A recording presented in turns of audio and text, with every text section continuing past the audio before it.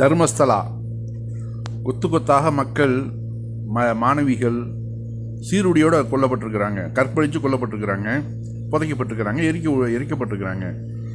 2012ஆம் ஆண்டு உயிரிழந்த சிறுமியின் சிலைக்கு அருகே அமர்ந்துள்ள அவரது தாய். எவ்வளோ பெரிய கொடுமை பார்த்தீங்களா? தன்னுடைய பிள்ளையை வளர்த்து இது மாதிரி பலி கொடுத்துட்டு உட்காந்து சிலையை வடித்து உட்காந்து அந்த தாய் வருந்தது. இங்கே பாருங்கள், தர்மஸ்தலா சலோ தொடங்கிய ஆர்ப்பாட்டங்கள், கோவிலுக்கு களங்கம் ஏற்படுத்தும் முயற்சி குற்றச்சாட்டு. ஆகஸ்ட் 16 தர்மஸ்தலா சலோ கார் பேரணி, பாஜக எம்எல்ஏ SR விஸ்வநாத் அறிவிப்பு. கவனிச்சிங்களா? கிட்டத்தட்ட 200 காரோட போக போகிறாராம் ஊர்வலமாக. யாரை தர்மஸ்தலா களங்கப்படுத்த முயற்சிக்கிறாங்களாம். அப்போ 200 500 பிள்ளைங்க காணாமல் போனது, தற்கொலை பண்ணிக்கிட்டது எல்லாமே அவர்களாக தற்கொலை பண்ணிக்கிட்டாங்க. கொலைகள்லாம் ஒன்றுமே நடக்கலை. அப்போ அந்த துப்புரவு தொழிலாளி சொன்னதெல்லாம் பொய், இவர்கள் சொல்கிறதெல்லாம் நியாயம். எப்படிப்பட்ட நாட்டில் நம்ம வாழ்ந்துட்டுருக்கோம் பாருங்கள். பிஜேபிக்கு இதில் கண்டிப்பாக அவர்கள் தான் ஆதரவு தெரிவிப்பாங்க, அது தெரிஞ்ச விஷயம். ஏன்னா அவர்கள் இந்த இந்து மதம், கோவில், இந்த மூட நம்பிக்கைகள் இதை வச்சு தான் அவர்கள் காலத்தை ஓட்டிகிட்ருக்கிறாங்க. அதனால் இவர்கள் ஆதரிக்கிறதுல நம்ம ஆச்சரியப்படுறதுக்கு இல்லை. ஆனால் இந்த அளவு கையும் களமாக பிடிபட்டும் ஆதரவு தெரிவிக்கிறாங்களே, மனசு ரொம்ப வருத்தமாக இருக்குது. அடுத்தாப்புல ஏதாவது பிஜேபிக்கு நாங்கள் சலைச்சம் இல்லைங்கிறது மாதிரி காங்கிரஸ் எம்எல்ஏ அவர் ரொம்ப சப்போர்ட்டாக பேசியிருக்கார். உடல்கள் கிடைக்கவில்லை என்றால் முன்னாள் ஊழியரை தூக்கிலிட வேண்டும். பேலூர் கோபாலகிருஷ்ணா. இப்போ இத்தனை மண்ட ஓடுகள் அவர் சொன்ன இடத்துலலாம் 100, 50, 70 மண்ட ஓடுகளும் எல்லாமே கிடச்சிருக்குது. இப்போ எல்லாமே ஒத்துக்கிட்டு வந்துட்டாங்க, எல்லாம் கரெக்டாக வந்துட்டாங்க. இவர் தூக்கில் போடலாமா? அது ஒத்துக்குவார் அவர்? எந்த மனுஷனாவது யாருமே கண்டுபிடிக்காமல் அவனாக தன்னுடைய மனசாட்சி உறுத்துது என்ன, என்னோடய குடும்பம் நல்லா இருக்காது இந்த மாதிரிலாம் பண்ணினாக்க, அதனால் நான் உண்மையை சொல்கிறேன் வாங்கன்னு சொல்லி எல்லாத்தையும் அழைச்சிக்கிட்டு போய் ஒவ்வொரு இடமா காமிக்கிறாப்புல அவரை தூக்கிலிட வேண்டும்னு சொல்கிறதுனா எப்படிப்பட்ட மனநிலை இருக்கணும் பாருங்கள். அதாவது காங்கிரஸ்லேயும் RSS பூந்துருச்சு அப்படிங்கிறதுக்கு இதெல்லாம் ஒரு எக்ஸாம்பிள். அந்த களை எடுக்கிறதே அவருக்கு பெரிய ராகுல் காந்தி பெரிய விஷயமா இருக்குது. ராகுல் காந்தி இந்த நாட்டை ஆளுவதற்கு முன்னால் இந்த RSS குரூப்பை காங்கிரஸில் சேர்ந்துருக்கிறான் பாருங்கள், அத்தனை பேரையும் களை எடுக்கணும் முதல்ல. இல்லைன்னா ஆட்சி மாறினாலும் அவர்களுடைய அந்த நடவடிக்கைகள், அந்த அதிகார திமிரு அதெல்லாம் ஒன்றுமே மாறாது, அப்படியே தான் இருக்கும். நாம் இது ஏற்கனவே இந்த இந்திராவதி புகார் பண்ணியிருக்காங்க பாருங்கள். 38 ஆண்டுகளுக்கு முன் கொல்லப்பட்ட பத்மலதாவுடைய கொலையை பற்றி நம்ம ஏற்கனவே போன பதிவிலேயே நம்ம பார்த்துருக்குறோம். தர்மஸ்தலா மர்மம், பழைய வழக்கு புதிய புகார், சிறப்பு விசாரணை குழுவுடன் இந்திராவதி புகார். 38 ஆண்டுகளுக்கு முன் கொல்லப்பட்ட பத்மலதா, தங்கையின் உடலை தோண்டி எடுக்க கோரிக்கை. எவ்வளோ பெரிய கொடுமை பார்த்தீங்களா? 38 வருஷத்துக்கு போனாலும் நான் விடமாட்டேன், அந்த பாடியை தோண்டி எடுத்து அந்த எதனால் இறந்து போனால், யார் கொன்றது அப்படிங்கிறது தெரியணுங்கிறாங்க இந்த அம்மா. இந்த விஷயங்கள்லாம் வெளியில் கொண்டு வந்த வக்கீல் பாலன், இவரை பற்றி முன்னாடியே நம்ம பார்த்துருக்குறோம். கம்யூனிஸ்டுக்காரரு. இவருக்கு கொலை மிரட்டல் விட்டுருக்கானுங்க தர்மஸ்தலாவிலேருந்து. நீ இந்த மாதிரி வெளியில் ஓப்பனாக பேசிக்கிட்டு இருந்தேனாக்க கௌரி லங்கேஷ்கரை எப்படி நாங்கள் போட்டு தள்ளணுமோ அதே மாதிரி உன்னையும் நாங்கள் போட்டு தள்ளிடுவோம் அப்படிங்கிறாப்புல. நான் இதுக்கெல்லாம் பயந்தவன்ல, நான் ஒரு கம்யூனிஸ்டுக்காரனால ஓடி ஒளியல மாட்டேன் அப்படிங்கிறாப்புல.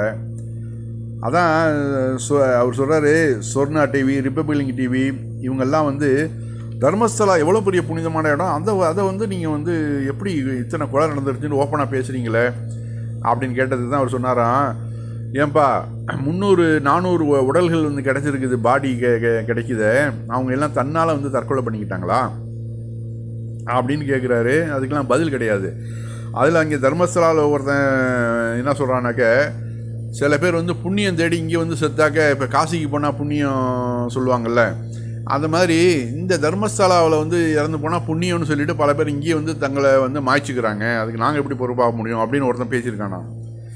எப்படிப்பட்ட மனநிலையில் மக்கள் இருக்கிறாங்க பாருங்கள். அதில் இந்த அம்மாவை பாருங்கள், பாவம்.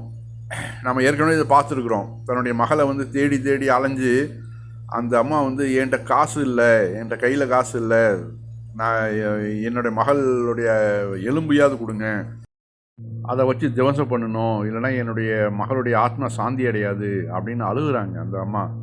அந்த வீடியோ நான் பார்த்தோன்னே எனக்கே கண்கள் வந்து கலங்கிடுச்சு. நமக்கே இப்படி இருக்குதே, அவங்களுக்கு எப்படி இருக்கும் கொஞ்சம் நினச்சி பாருங்கள். இப்போ இந்த தர்மஸ்தலாவுக்கு ஆதரவாக பேசக்கூடியவர்கள் குடும்பங்கள்லேயும் பெண்கள் இருக்கிறாங்க இல்லையா?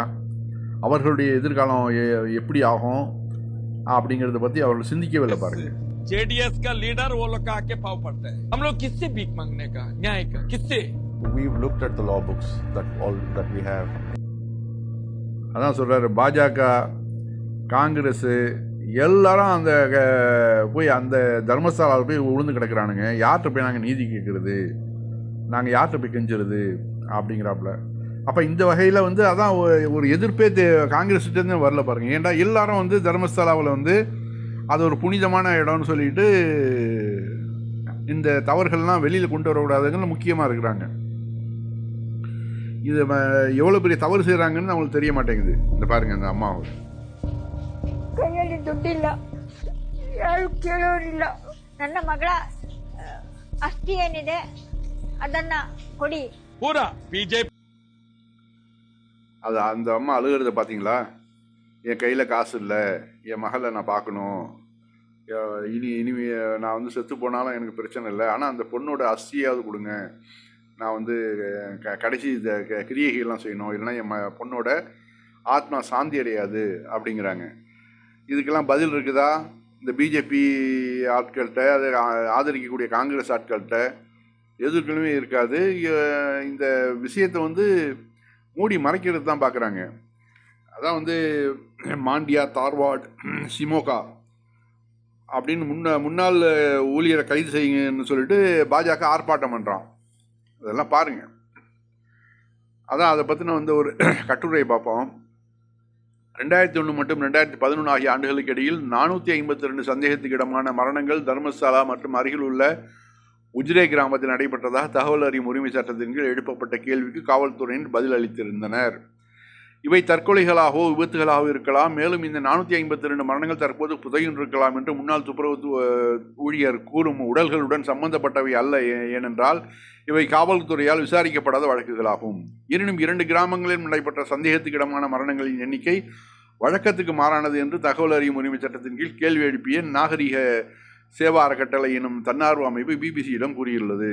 காவல்துறை பதிவு செய்த மரணங்களை விட மேலும் பல சந்தேகத்துக்கிடமான மரணங்கள் குறித்த புகார்கள் கடந்த ஆண்டுகளில் நடந்துள்ளன. காவல்துறையில் வந்து புகார் வந்ததே அவ்வளோதான். அது இல்லாமல் எத்தனையோ மரணங்கள் நிறைய நடந்திருக்குது. அதெல்லாம் அப்படியே மூடி மறைச்சிருக்காங்க. இப்போ நமக்கு வெளிச்சத்துக்கு வந்தது, அதாவது ஓப்பனாக பேசி எது நடந்தாலும் பிரச்சனை இல்லை, நாங்கள் வந்து ஒரு ஃபேஸ் பண்ணிக்கிறோன்னு வந்தது தான் இந்த 450. குற்றவாளி யார் என்று அனைவருக்கும் தெரியும் என்று 2012ஆம் ஆண்டு சடலமாக கண்டெடுக்கப்பட்ட சிறுமியின் தாத்தா கூறுகிறார். அவர்கள் கொலை செய்துவிட்டு காவல்துறை குறித்த எந்த பயமும் இன்றி உடல்களை சாலைக்கு அருகில் புதைத்து விடுவார்கள். கழிவறை வசதி இல்லாததால் அந்த காலத்தில் நாங்கள் காடுகளுக்கு செல்வோம். அப்போது காட்டுப்பன்றிகளால் தோண்டி எடுக்கப்பட்டிருக்கும் உடல்களை பார்ப்போம் அப்படிங்கிறாரு. இப்போ எவ்வளோ பெரிய மோசமான நிலைமை பாருங்கள். அரைக்குறையாக புதைச்சிட்டு போயிருப்பானுங்கள்ல, அதை வந்து காட்டுப்பன்றிகள்லாம் எடுத்து வெளியில் போட்டு வச்சுருக்குமா. இதே கருத்தை நாகரிக சேவா அறக்கட்டளையின் நிர்வாகி சோமநாதாவும் தெரிவிக்கிறார். இங்கு ஒரு கும்பல் உள்ளது, டி கும்பல் என்று அழைக்கப்படும் அவர்களுக்கு தர்மஸ்தலாவில் உள்ள செல்வாக்கு மிக்கவர்களின் ஆதரவு உள்ளது என்று அவர் பிபிசியிடம் கூறினார். உயிருடன் ஒருவர் எரித்துக் கொல்லப்பட்ட சம்பவம் குறித்து வழக்கை நடத்தி வரும் மகேஷ் செட்டி திமருடி கடந்த 13 ஆண்டுகள் தனக்கு எதிராக 25 முதல் தகவல் அறிக்கைகள் பதிவு செய்யப்பட்டுள்ளன என்று கூறுகிறார். தர்மஸ்தலாவில் நடைபெற்றதாக புகார் எழுப்பப்படும் குற்றங்கள் குறித்து நான் எனது சிறு வயதிலிருந்து இதை பார்த்து வருகிறேன். காடுகளில் அழுகிய உடல்கள் எத்தனை என்று தெரியுமா? சாலைகளில் புதைக்கப்பட்ட உடல்களின் எண்ணிக்கை தெரியுமா என்கிறார் அவர். இதெல்லாம் பார்க்கும்போது நமக்கு இந்த நேத்ராவதி அணை, இந்த ஆறு போகுத இதுக்கு பக்கத்தில் தான் வந்து எல்லா உடல்களும் புதைக்கப்பட்டது. அதுவே அந்த ஏரியாவை பாருங்கள், காடு சூழ்ந்து தான் இருக்குது. ஏன்னா இந்த ஏரியாக்களில் தான் அந்த பிணங்கள் எல்லாம் புதைச்சிருக்கானுங்க. அதாவது புனிதமான இது நதியெல்லாம் புனிதமானதுங்குவாங்க, அந்த புனிதத்தை கெடுத்துட்டானுங்க. இவரெல்லாம் சும்மா விடலாம்.